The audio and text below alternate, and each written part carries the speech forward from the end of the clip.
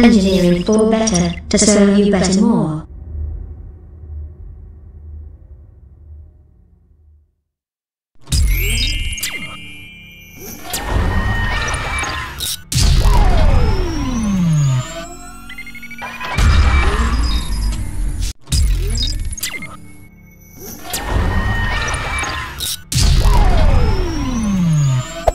Hey there. Subscribe to my channel. And also press this bell icon.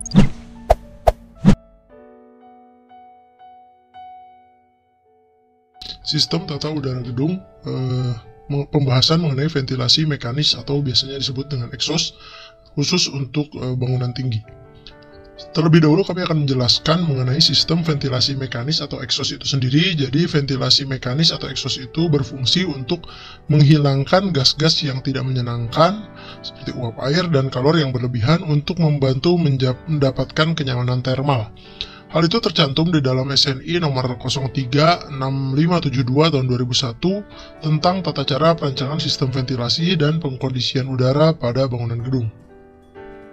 Ruang apa saja yang memerlukan ventilasi mekanis atau exhaust itu biasanya memang ruang-ruang yang tidak dibelikan AC sebagai pengondisian udara untuk pendinginan. Misalnya pertama untuk dapur atau pantry, tujuannya apa? Untuk mengurangi atau menghilangkan panas atau kalor berlebih, menghisap asap, menghilangkan uap air saat memasak. Juga pada area kamar mandi atau toilet untuk menghilangkan atau mengurangi kelembaban, bau, dan uap air. Serta umum juga digunakan pada area parkir, khususnya pada area-area parkir yang di basement, untuk menghilangkan atau mengurangi panas berlebih dari kendaraan dan juga biasanya mengurangi asap. Selanjutnya kita lihat dalam diagram sistem ventilasi exhaust ini supaya lebih jelas. Misalnya ada sebuah gedung, anggaplah gedung ini ada hotel, ada perkantoran di mana banyak menggunakan sistem ventilasi atau exhaust yang sifatnya sentral. Misalnya pada suatu lantai tipikal perkantoran di mana ada toilet publik di area core-nya, misalnya dari aktivitas kamar mandi atau toilet itu udara atau kelembapannya, baunya dihisap oleh exhaust. Begitupun misalnya ada pantry pada lantai tersebut, dari pantry juga dihisap panas dan asapnya oleh exhaust. Lalu disalurkan melalui ducting, biasanya ductingnya di atas plafon, dan disalurkan secara vertikal menuju ke atap. Nanti di atap ada udaranya disalurkan dan ada fan, exhaust fan utama yang membuang udara panas atau bau itu ke udara bebas, makanya diletakkan di atas dak atap. Begitupun juga umum juga digunakan pada hotel-hotel, terutama hotel-hotel yang tidak memiliki balkon. Biasanya pengkondisian udara atau exhaustnya direncanakan secara sentral. Dari kamar mandi hotel misalnya, uap air atau baunya semua dihisap melalui exhaust, disalurkan juga melalui ducting menuju ducting shaft utama ke exhaust fan di atap. Nah, untuk ruang lain misalnya di lantai dasar terdapat ada area komersial atau restoran, di mana juga memiliki kamar mandi, ada kitchennya juga misalnya dari restoran. Nah, biasanya kalau memang ada dinding yang berhubungan dengan udara luar, bisa juga udara panas atau kelembaban itu disalurkan melalui exhaust air grill itu ke ducting langsung ke dinding terdekat di lantai tersebut. Ini juga umum juga digunakan, jadi nanti di dindingnya ada grill, jadi disalurkan melalui fan, exhaust fan utama itu disedot, disalurkan ke udara terbuka. Dengan catatan di lantai tersebut memang kebetulan ada dinding yang terhubung dengan udara terbuka, jadi nanti ada grill semacam jalusi-jalusi gitu di mana udara bisa bersirkulasi secara bebas. Nah, yang juga penting dalam exhaust ini ialah pada area parkir, di mana ada kendaraan yang kita sama-sama tahu menghasilkan kalor baik dari mesin dan juga dari asap knalpot. Itu biasanya dari kendaraan itu di basement khususnya disalurkan melalui exhaust air grill, juga melalui ducting baik vertikal atau horizontal, disalurkan melalui exhaust fan, disedot gitu, disalurkan ke halaman biasanya berupa duct hose atau bisa disebut duct hose. Itu merupakan struktur berupa beton, ada grill-grillnya untuk menyalurkan udara panas atau exhaust airnya dibuang di halaman. Jadi kalau di bangunan high-rise yang memiliki basement itu sangat umum akan muncul kotak-kotak di halaman, itu sebagai pembuangan udara panas dari area parkir atau basement. Nah, kalau misalnya kendaraannya atau basementnya luas, misalnya jangkauannya agak jauh, biasanya ducting itu kan ukurannya besar, bisa dibantu juga untuk basement yang luas dengan ada yang namanya jet fan. Jet fan itu tugasnya hanya mendorong udara saja dari yang jauh dari ducting atau fan disalurkan mendekati ducting. Itu juga sangat umum digunakan.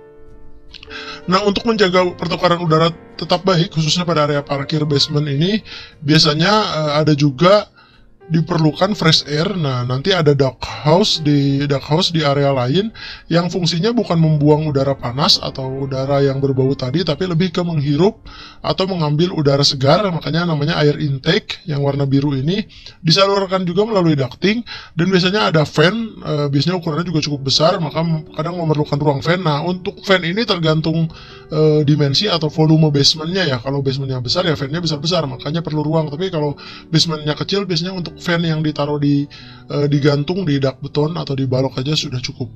Oke, kembali ke duct hose tadi, air intake disalurkan melalui ducting, disedot oleh fan, disalurkan melalui juga exhaust air grill. Jadi yang warna biru ini lebih ke menyalurkan udara segar untuk adanya pertukaran udara, sementara yang warna orange itu untuk membuang atau menghirup udara panas dan asap dari kendaraan. Jadi itu dalam diagram sistem ventilasi pada bangunan yang sifatnya terpusat atau sentral. Kalau kita lihat secara sederhana pada misalnya toilet publik, contohnya misalnya ini sebuah perkantoran atau mall, biasanya ada kamar mandi atau toilet perempuan, toilet laki-laki, ada pantry, maka pada ruang-ruangan yang memerlukan exhaust ya, dia harus di plafonnya biasanya muncul ada exhaust air grill di antara lampu-lampu, biasanya diletakkan secara merata tergantung kebutuhannya. Tadi misalnya area kamar mandi, pantry, itu disalurkan melalui sebuah ducting menuju ke shaft ducting utama. Nah, biasanya dikumpulkan baru nanti ditarik ke atas tadi ke duct top floor gitu. Jadi ada fan utamanya.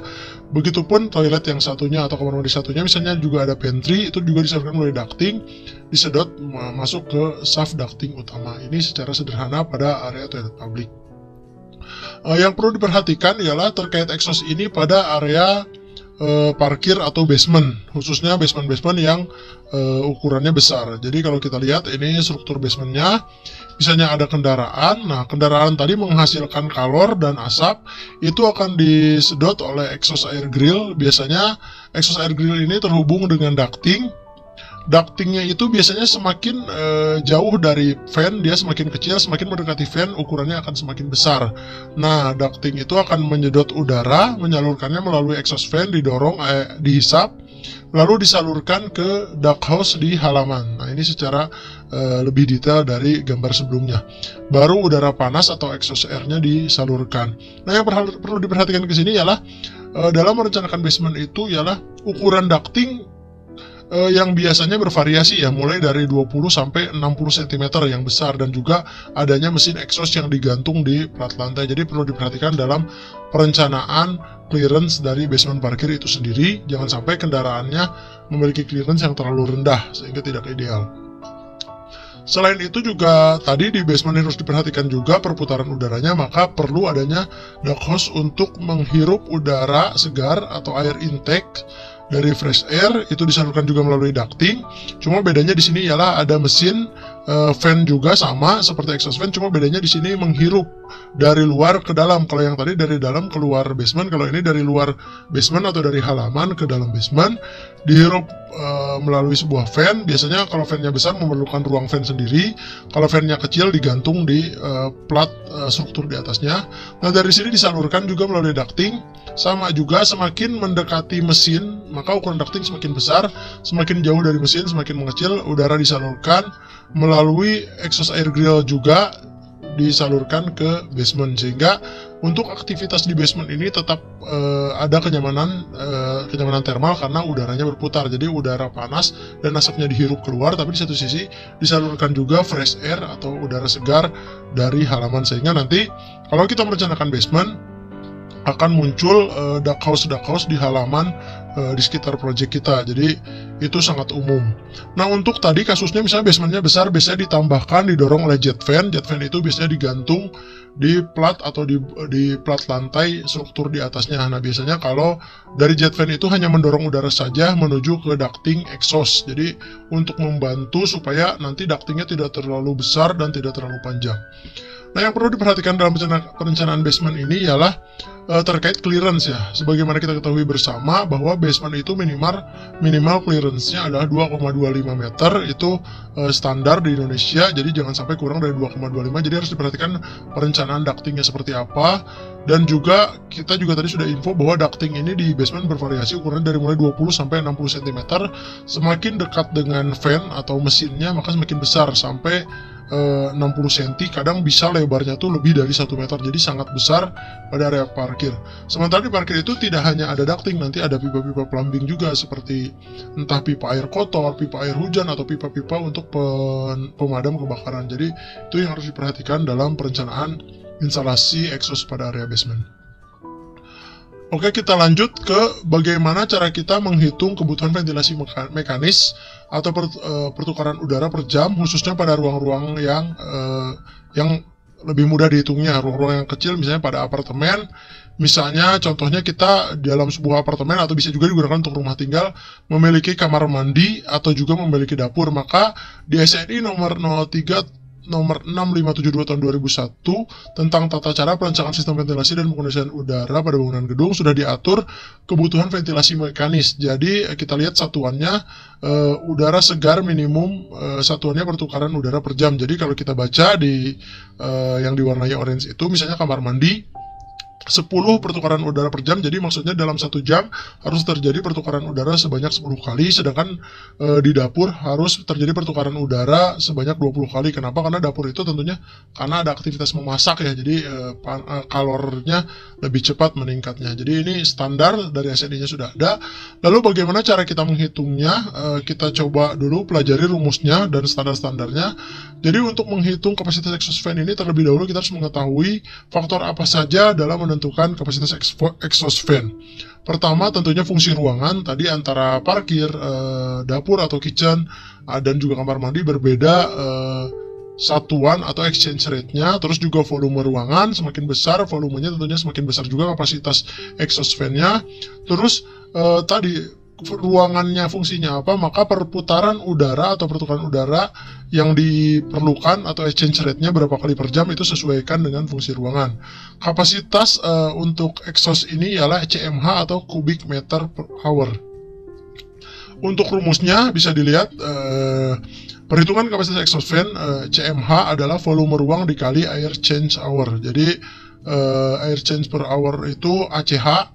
Jadi CMH atau kubik meter hour merupakan kebutuhan sirkulasi udara dalam ruang. Volume ruangan seperti biasa, panjang kali lebar kali tinggi. Kalau ruangannya berplafon berarti tinggi plafon, volume yang dihitungnya. Terus ACH air change per hour, jadi pergantian udara per jam. Kita langsung masuk ke contoh kasus saja. Misalnya ada sebuah dapur atau kitchen memiliki ukuran panjang 4 meter, lebar 3 meter, dan tinggi plafon 3 meter. Maka kita langsung hitung volume ruangnya 4 kali 3 kali 3 ialah 36 meter kubik.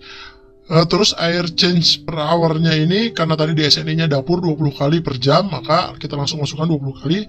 Langsung kita hitung saja, kita kalikan 36 kali 20 ialah 720 meter kubik per jam. Jadi itulah kebutuhan kapasitas exhaust dalam mendesain sebuah kitchen dengan panjang 4, lebar 3, tinggi plafon 3 meter. Jadi nanti kalau mencari exhaust tinggal cari misalnya merek tertentu dengan kapasitas yang sesuai dengan kebutuhan ruangnya.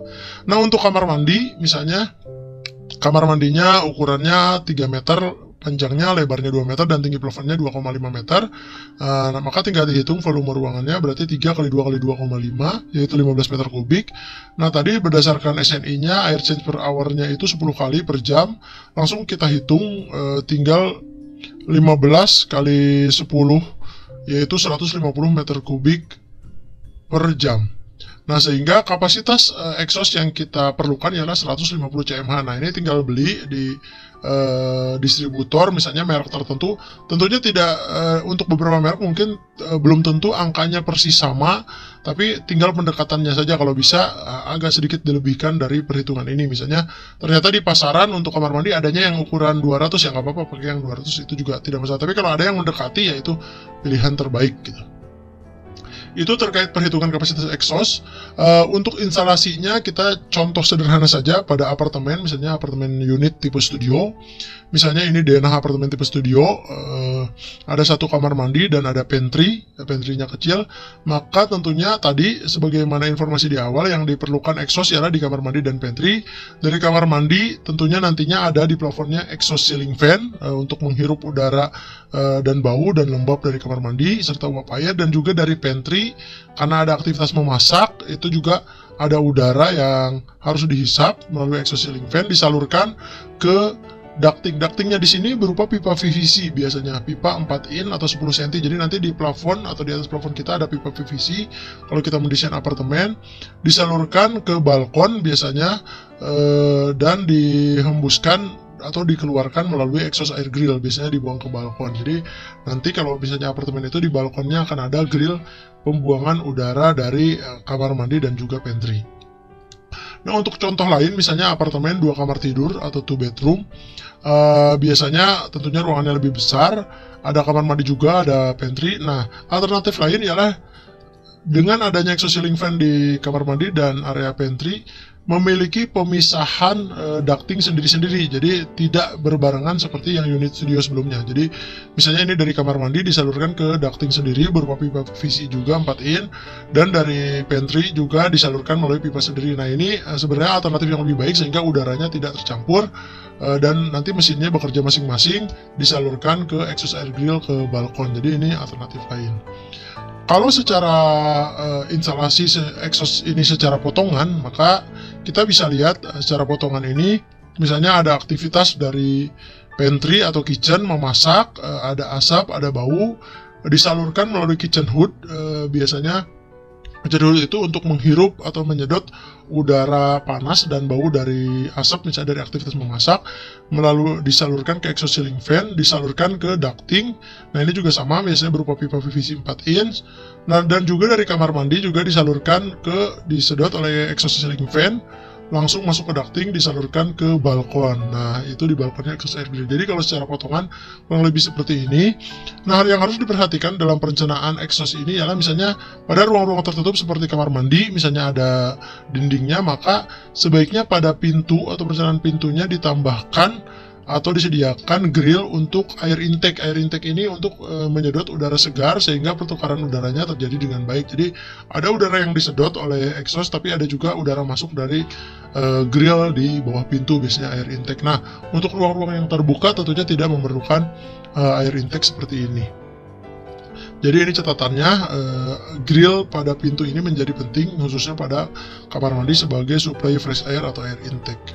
Nah, yang harus diperhatikan dalam perencanaan exhaust ini ialah ketinggian plafon yang harus diperhatikan. Kenapa? Karena di atas plafon itu akan adanya ducting berupa pipa PVC dan tentunya mesin dari exhaust ceiling fan itu sendiri. Jadi harus diperhatikan, misalnya pipa PVC-nya 4 in atau 10 cm, terus ceiling fan atau mesinnya itu 10 cm, berarti kurang lebih 20 atau 30 cm, dan juga ada balok di struktur atasnya. Jadi harus diperhatikan dalam merencanakan tinggi plafon. Nah, biasanya juga untuk mensiasatinya, kalau kita lihat di denah tadi, si pipa-pipa ini didesain atau dipepetin ke sisi samping mendekati dinding, sehingga nanti yang diolah ialah permainan plafonnya. Jadi plafonnya pada area yang tidak ada ducting atau pipa PVC ini bisa tinggi, tapi pada area ducting itu bisa diturunkan atau drop ceiling. Itu mengenai instalasi exhaust pada unit apartemen contohnya. Terakhir, kesimpulannya bagaimana kita sebagai arsitek dalam perencanaan arsitektur terkait menyikapi dengan adanya ventilasi mekanis ini. Yang pertama ialah perlu diperhatikan fungsi bangunannya apa untuk menentukan sistem apa yang akan kita gunakan dalam ventilasi mekanis ini apakah sentral atau split. Bisa kalau apartemen tentunya split, masing-masing unit punya sistem ventilasi mekanis sendiri, tapi kalau perkantoran pada umumnya sentral. Terus juga kapasitas exhaust ditentukan dengan apa fungsi ruangannya dan volumenya bagaimana. Tentunya semakin besar volume ruangan, kapasitas exhaust atau mesin fan-nya akan semakin besar. Makanya tadi di parkir itu ada ruang fan yang besar karena volume ruangannya kadang besar. Terus perlu diperhatikan juga dalam mendesain plafon adanya exhaust air grill yang biasanya selain lampu ada juga nanti pipa-pipa sprinkler, ada alat elektrikal dan lain sebagainya. Ada juga pada kitchen dan kamar mandi itu adanya exhaust air grill di plafon. Kita harus perhatikan penataannya, dan juga adanya ducting atau pipa udara pada ruang antara plafon. Itu biasanya yaitu tadi yang sudah dibicarakan, ditentukan ketinggian plafon dan harus diperhatikan ukuran pipa dan balok-balok di atasnya. Dan juga pada parkir terkait ukuran ducting, di mana ducting di parkiran itu bisa sampai 60 sentian gitu yang paling besar, sampai yang paling kecil ya 20 cm. Dan yang terakhir ialah adanya perencanaan menyediakan ruang fan pada area parkir, khususnya area parkir basement yang besar. Dan harus diperhatikan juga penempatan duct hose pada area halaman. Jadi jangan heran dalam perencanaan bangunan high-rise yang punya basement, parkir nanti akan ada tongkolan-tongkolan berupa duct hose itu untuk pembuangan udara exhaust dari basement, dan juga untuk fresh air, air intake untuk suplai udara pada area parkir khususnya yang memiliki basement. Demikian materi singkat mengenai sistem ventilasi mekanis atau exhaust. Terima kasih banyak, semoga bermanfaat.